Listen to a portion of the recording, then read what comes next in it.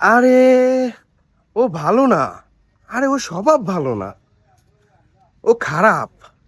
আমরা এইভাবেই যখন অন্য একজনকে ইন্ট্রোডিউস করাই, আমরা যখন বলি ও ভালো না, সে ভালো না, ও খারাপ, এই সেম প্রশ্ন কখনো কি আমরা নিজেকে করেছি যে আমরা কেমন?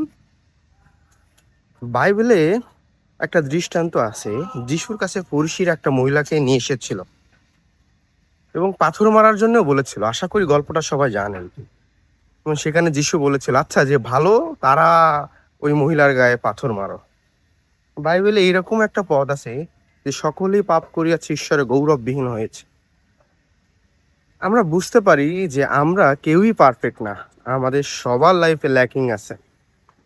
এই জন্যে আমরা একে অপরের দোষ না ধরে আমরা একে অপরকে হেল্প করতে পারি,